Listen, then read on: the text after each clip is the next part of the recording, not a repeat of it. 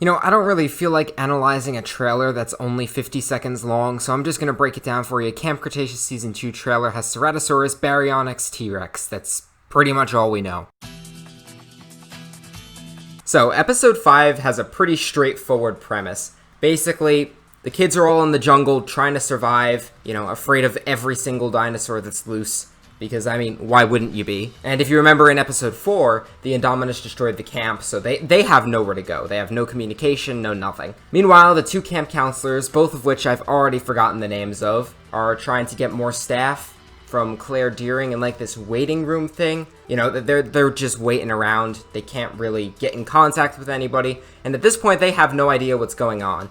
And then in 30 seconds' time, they hear a bunch of radio chatter from a closet. They open it up, and, well, all the radios are blasting with screams and stuff. So, yeah, that's the point where they figure out that, people are dying. We cut back to Darius and friends in the jungle, and, they're all having their banter. Brooklyn's still pissed that her phone was stolen. She knows who it is. Nobody else believes her, though. And as they're walking, they come across an overturned gyrosphere and a dead Ankylosaurus. And, obviously, that's where Zach and Gray were in the original Jurassic World. And this is something that they do a lot in Camp Cretaceous. They'll show, an event that happened in the movie from a different perspective, and I quite like that. It's just, I don't know. It's just cool to see the same thing from a different point of view and still have a different story being told. Do you know what I mean? So that's one thing I actually really liked about the show. And while they're here, they meet Bumpy again. The baby Ankylosaurus that is freaking adorable. Everyone's like, oh cool, the baby Ankylosaurus. Let's keep going. But then of course Ben is like, yeah, no, I'm bringing the baby with us. Because, the show's gotta sell toys somehow. So after arguing with Ben for a decent while, they end up bringing Bumpy with them reluctantly, I must say. And they come across an abandoned ACU van. And, obviously it's implied that this ACU van was part of the whole squad that went to take out the Indominus. And, that explains why it's abandoned, because that entire team died. They all hop in the van. The Indominus conveniently pops out of the trees at the second they're all getting into the van. So, they drive away. Indominus is chasing. They're probably gonna frickin' die. And then they don't die, because that would be the end of the show. And when they eventually do outpace the Indominus, they come across the genetics lab, which is, where they had the field trip in the second episode, I think it was. I could be wrong, I don't know. I'm recording this video 2 weeks after the first one went up. I've been putting it off, I'm not even gonna lie. So they go inside the genetics lab, and they find this one scientist that they left behind, named Eddie. And apparently it's his birthday. I feel like the whole joke throughout this episode is that nobody likes Eddie, which, not gonna lie, it's kind of creepy. I don't like him either. All the kids are in there and they're like, oh, thank God we found someone. And then Eddie does this whole maniacal laugh thing. And then he goes on a tangent about how everyone's an idiot and how everyone's doing sketchy shit with the dinosaurs behind the scenes. So that was unsettling. And then Darius accidentally lets it slip that they have a van. So naturally, being the creepy, weird coward that Eddie is, he runs out of the building, runs to the van, tries to save himself. He gets in the van with the kids chasing behind him. And, obviously they can't outrun a van. Track Girl, what's her name? Yaz. Yeah, Yaz. Yaz tries to run down the van, which was oh, okay, that's kind of absurd, but, She's chasing after the van, and, thankfully she wasn't that close to it because the Indominus just bursts out of the trees and knocks the van over to the side. And, Eddie's in the car, so that ain't too good for him. So long story short, Eddie tries to escape and then ends up getting eaten by the Indominus. And I must say, dinosaurs in the Jurassic franchise have an exceptional instinct of only killing adults who deserve it. Darius and friends end up escaping the Indominus by hiding behind a bunch of crates and then making a mad dash for the van, which is somehow still working. So yeah, they drive off. There's a tablet in the van that I forgot to mention, and they use that to communicate with the camp counselors, and, they tell them that they're good. They had to leave camp, though. And, they're all celebrating, and then Brooklyn's phone conveniently falls out of Sammy's pocket. So, yeah, that sets the mood for the entire next episode, because, Sammy was a lying bitch. And then everyone is apparently so shocked by this revelation that they've swerved the van and crash into a bunch of rocks, so, I mean, I thought that was pretty funny, personally. So, the van's dead, obviously, hit a bunch of rocks, it's kaput, dunzo, just dead, for lack of a better word. And everyone is rightfully so flipping shit on Sammy, because, you know, she destroyed their only mode of communication. And Yaz is especially pissed, because, you know, she was the one who was defending Sammy the entire time because they were, quote, friends. So Sammy finally cracks and explains what she was doing with the whole skin samples from the Sinoceratops. Basically, her family's ranch was in trouble, and, like, they were running out of money or something, and then Manticore, this other company called Manticore, hired her to go into Jurassic World as a spy and, you know, take skin samples and stuff from the dinosaurs so they could make dinosaurs too. Which, I mean, I don't know why they would use a child spy. Well, the more I think about it, aren't child spies, like, a thing? I think that is a thing that sketchy people do, actually, now that I think about it. So at this point, saying that everyone is slightly pissed at Sammy would be an understatement. As everyone's arguing, Bumpy starts freaking out over something, and turns out Indominus crashes right through the trees, like, right next to them. And, you know, it's like, oh god, they're all gonna die. Well, I mean, they're obviously not gonna die because otherwise the plot wouldn't go anywhere. Didn't I make that joke already? I think I did. Oh well. Point is, Indominus is sprinting for its life from something, and they look up and they see a helicopter chasing after it, shooting at it. And yeah, this goes back to the whole thing where it's like they show an event from Jurassic World from another perspective. Darius and Brooklyn and Kenji and all those guys, they're all watching the Indominus run away from the helicopter.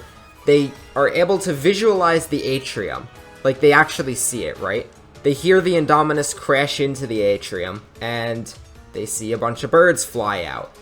And then they see the helicopter spin out and crash into the aviary. Honestly, it was probably their premature celebration that caused Masrani to crash, but, you know, whatever. So, obviously, they're like, ah, shit, we're screwed, guys. There's a bunch of Pteranodons coming for us. Luckily, they have their little tablet still intact, so they're able to find out that the entrance to the River Ride attraction is not too far, so they make a mad dash for that as they're being pecked at by Pteranodons, and obviously, they make it inside. Meanwhile, camp counselors are trying to get in contact with anyone who could possibly go and rescue the kids. No luck, because, you know, Claire Deering is a bitch over the radio. So at this point, they just say screw it, and they hijack a jeep and go look for the kids themselves. So Darius and friends are going through Arc Aberration, the bioluminescent river ride, and it's honestly a pretty, visually speaking, it's a really cool scene. Just with the bioluminescence and everything, it's cool. So basically, this is just the point where they vent about their feelings and express their concerns and vulnerabilities, and it's very deep character development. But in all seriousness, it's a good scene to just cool down from all the action, because by god, there's a lot of it. And that's where the bioluminescent paras come in. So that's pretty cool. And what do you know, there's a gate that's been broken open, and as much as they tried to resist it, the current eventually ends up taking Darius and friends down into the drain thing. And of course they end up in the Mosasaurus pool, because why not? And the Mosasaurus in this scene, the model is really good. And like the lighting that they use on it as well, it looks great. Like, I mean, the whole show looks visually appealing, but the Mosasaurus was just spot on. And because they have the heaviest plot armor in the world, they escape the Mosasaurus. Also, I forgot to mention, Yaz had to use, like, the feeding crane for the Mosasaurus to escape the lagoon, because she, gave Ben and Bumpy a little push so that they could get across. And obviously, that would mean she doesn't have a kayak. So yeah, she had to use the feeding crane to get across. Somehow the Mosasaurus just missed her. And when Yaz does make it to the safety of the stadium bleachers, she, snaps her ankle. Not really snaps it, but, like, sprains it. So basically, she's crippled for the entirety of the rest of the series. During the whole fiasco, however, the kids ended up dropping their tablet with the tracker on it into the Mosasaur Lagoon. So at this point, the counselors are looking at each other thinking, yeah, they're dead. And while the teens are all chilling in the stadium, you know, Sammy's all depressed because she's like, wow, I betrayed everyone. And believe it or not, Brooklyn is the first one to come over and sort of forgive her. So that was interesting, I think. And then the episode ends on a really cool shot of the Mosasaur Lagoon in the sunset. So that's pretty nice. Episode 7 opens with an alarm going off, And over the loudspeaker, there's an announcement that the last evacuation will be in 2 hours. If you're not at the dock in the next 2 hours, you're basically stuck on the island and doomed to die. So naturally, there's only one thing to do, and there's conveniently a monorail right by the Mosasaur Lagoon. But of course, for every convenience, there's a counter-convenience, and it turns out that Toro, the Carnotaurus, is guarding said monorail station. So a pretty fun scene ensues. Darius and friends are all sneaking past the Carnotaurus, and, you know, the typical get around the dinosaur thing. And obviously, Carnotaurus ends up noticing them, and fortunately for the kids, Carnotaurus isn't exactly great at climbing narrow flights of stairs, so they're able to make it to the monorail just in the nick of time. While they're on the monorail, everyone's like, yay, we're safe, and then Kenji's like, yeah, no, we're not. You know why we're not safe? Because you said we're safe, so that means we're all gonna die. And, you know, I really respect Kenji's sense of fourth wall breaking. Actually, no, I don't think you would call that fourth wall breaking. I think that's just, like, him believing in, like, the power of jinxing things?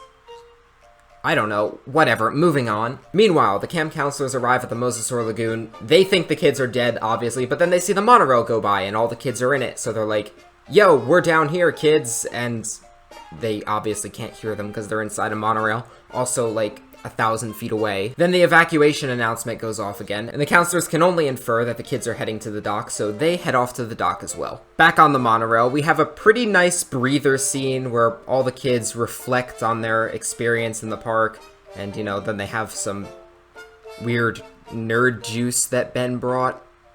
I don't know. And what do you know? Kenji turned out to be correct, because the moment they think they're safe, they are not safe anymore because they hear some banging outside, and turns out there's a flock of birds. And by birds, I mean pteranodons. So everyone starts smashing all the lights inside the monorail so that it doesn't attract the birds, but to no avail, because, you know, these are Jurassic World animals, and they have a thirst for blood. And of course, what are the odds? There's also a broken down monorail swarmed by a bunch of pteranodons that's on the track right in front of their own monorail.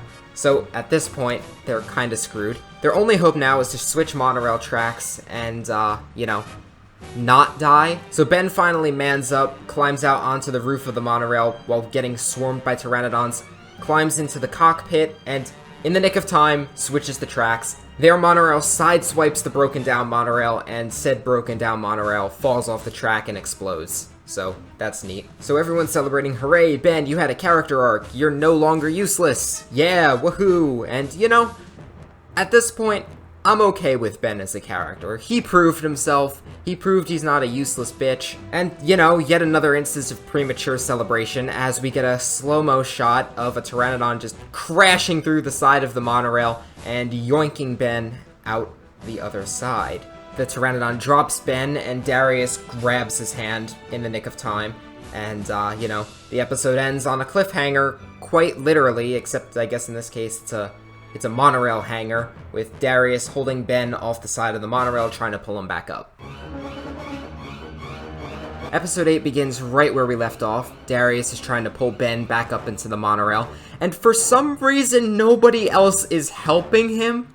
Like, Brooklyn and Kenji and Sammy and Yaz they're just literally all just standing there, not doing anything. Kind of an oversight on the writer's part, but I mean, whatever, I guess. And at this point, you think, there's no stakes in this show, it's fine. They'll pull him up, and Darius drops Ben. He just drops him. And he just falls probably like 500 feet down into the jungle. And then everyone has a moment of clarity, like, holy shit, Ben just fell out of the monorail. Ben's freaking dead. And to make matters worse, the monorail's about to make a U-turn, which would take them away from the route to the dock. Because when they switched the tracks, they really had no choice. They cannot get to the dock via monorail because they were blocked off. So at this point, they cannot risk backtracking so much. So their only option is to jump off the monorail. And they do. It's a decently high fall, but everyone miraculously survives. Kenji drops Bumpy as they're falling. So Bumpy's just gone. Nowhere to be found. They just don't know where Bumpy is. So unfortunately, they have to abandon her. Once everyone recovers for the fall, they have another moment of clarity of Ben's dead. So, you know, there are stakes in the show after all. Oh, and by the way, Yaz is even more crippled now because, you know, she just fell out of a frickin' monorail. So that gives Darius the idea to use the maintenance tunnels to try and find their way back to the dock, because at this point they have no hope of getting there in time without taking a shortcut. So into the underground tunnels they go, and while they're in there, they see a shadowy figure on the wall. And, I mean, you know, they want you to think it's a big scary dinosaur, but I mean, if you look closely, it's actually just the shadow of a compy. Meanwhile, since they have a vehicle, the camp counselors have already made it to the dock, and they're asking if they've seen the kids and stuff like that, and nobody's seen them. They're not allowed to go back into the park to try and find them, and they're basically forced off the island to evacuate. So, mission failed in that regard. Cut back to the tunnels. The Compy family shows itself. There's probably like 20 or 30 of them, but they don't really do anything. They just kind of stand there. Brooklyn and Kenji are arguing because Kenji got them lost in the tunnels. Everyone's just pissed that the situation looks hopeless, basically. And as they're arguing, of course, Compies get scared of something, and who else could it be but Toro the Carnotaurus, who somehow got into the underground tunnels, which, I mean, the Baryonyx got into the underground tunnels in Fallen Kingdom, so I mean, you know, I guess there's a big entrance somewhere. Luckily, the corridors in these tunnels are very narrow and have very sharp turns, so they're able to escape Toro by the skin of their teeth. That expression does not make sense because you don't have skin on your teeth, but whatever. And the gang eventually makes it into this open-ish storage area, but it's a dead end, so that's not a good sign because, you know, they're trapped in there with a Carnotaurus that wants them dead. So after Sammy, Yaz, Kenji, and Brooklyn give Darius a motivational speech, they all collectively decide that they really have no other option but to fight the Carnotaurus, which is, I mean, pretty badass, I have to say. Sure enough, Toro ends up finding them, and that's when the fight ensues. And after a lot of just barely dodging attacks and Toro slipping on his own 2 feet every 5 seconds, Darius takes a cattle prod, turns it on, throws it at a bunch of oxygen tanks like a spear, and blows Toro the hell up. I'm not even joking. He literally throws the cattle prod like a spear, and, you know, boom, it blows up the oxygen tanks, and Toro was caught in the flames. Yet again, another instance of premature celebration. You know, they all think Toro's dead, because, I mean, most animals would be dead if you blew them up. But Toro gets up, and he's all singed from the flames, right? He has, like, he's burned, he's crispy, all that. And believe it or not, it's a very small thing, but I was so happy with this. Instead of Toro continuing attacking, he actually knows when to quit and he limps away. And that's something you don't see in the Jurassic franchise a lot. Like, the dinosaurs will just fight until they die. Toro knows, okay, I can't win this fight. I'm burned. I just got almost blown up. So yeah, Toro just limps away. Presumably because he's coming back in Season 2, let's be honest. And one thing I'd like to point out, the way his skin is after he's all burned, it looks a lot like the Carnotaurus that was at the Lockwood Manor in Fallen Kingdom. So I feel like that Carnotaurus that we see in Fallen Kingdom is probably Toro himself. I'm pretty sure the scar is on a different side of the face though, but honestly I don't really think that matters because there's so many continuity errors in the Jurassic franchise. So I think it's a safe bet that the Carnotaurus in Fallen Kingdom is Toro. Also, because of the explosion, one of the walls of the storage room blew up, so they now have an exit. So Darius and the gang are able to get out, and they head to the dock, and what do you know? It's daytime, and everyone's gone. No boats, no nothing. They're stuck on the island. And the episode ends with a little monologue of, you know, the whole premise, like, oh, we thought we were gonna have fun, and then everyone started dying. But it's actually not how the episode ends, because then we cut to Bumpy, thankfully, survived the fall out of the monorail, and Bumpy ends up finding Ben's lifeless body, only it's not lifeless. Ben twitches his fingers, so he's alive. And then the episode ends. So yeah, that wraps it up for the entirety of Jurassic World Camp Cretaceous. I know I stalled a lot on this video, but, like, oh, you know what? I don't really have an excuse. Leave a dislike if you want. I don't care. And Season 2 already has its trailer, as you know. 2021. I can't wait, because personally, I love this show much more than I thought I would. I'm pretty happy with it. Obviously, I've said it before, there's eye-rolling moments, sure, but overall, it's a very enjoyable experience, and I think it breathed fresh life into the Jurassic franchise that it desperately needed. So if you enjoyed this video, please, for the love of God, leave a like and subscribe, because I want to hit 20,000 by the end of this year. Will I do it? Probably not. Would it be amazing if I did? Yes. Yes, it would. So yeah, I will see y'all later.